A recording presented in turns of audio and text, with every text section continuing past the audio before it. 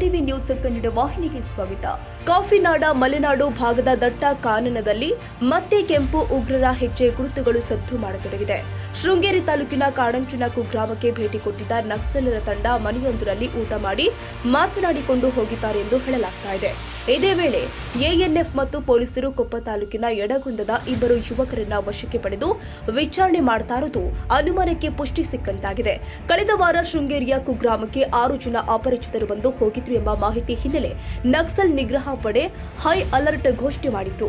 ಅದರ ಬೆನ್ನಲ್ಲೇ ಇಬ್ಬರು ಸಿಂಪಥೈಸರ್ ಬಂಧನವಾಗ್ತಾ ಇದ್ದಂತೆಯೇ ಡಾಗ್ ಸ್ಕ್ವಾಡ್ ಜೊತೆ ಎಎನ್ಎಫ್ ಸಿಬ್ಬಂದಿಗಳು ಕಾಡಲ್ಲಿ ನಕ್ಸಲರ ಪತ್ತೆಗಾಗಿ ಕಾರ್ಯಾಚರಣೆ ಮಾಡ್ತಾ ಇದ್ದಾರೆ. ಶೃಂಗೇರಿ, ಕೊಪ್ಪ ಹಾಗೂ ಕಳಸ ತಾಲೂಕಿನಲ್ಲಿ ವ್ಯಾಪಿಸಿಕೊಂಡಿರುವ ಕುದುರೆಮುಖ ರಾಷ್ಟ್ರೀಯ ಉದ್ಯಾನವನದ ವ್ಯಾಪ್ತಿಯಲ್ಲಿ ಎಎನ್ಎಫ್ ಸಿಬ್ಬಂದಿಗಳು ಫುಲ್ ಅಲರ್ಟ್ ಆಗಿದ್ದಾರೆ.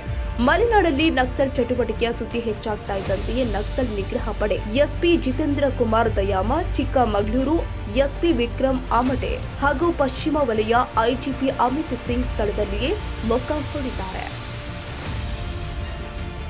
ತಾಜಾ ಸುದ್ದಿಗಾಗಿ ಎಂಟಿವಿ ನ್ಯೂಸ್ 24/7ಗೆ ಸಬ್ಸ್ಕ್ರೈಬ್ ಮಾಡಿ ಮತ್ತು ಬೆಲ್ ಐಕಾನ್ ಅನ್ನು ಒತ್ತಿ. ತಪ್ಪದೇ ಲಿಂಕ್ ಶೇರ್ ಮಾಡಿ.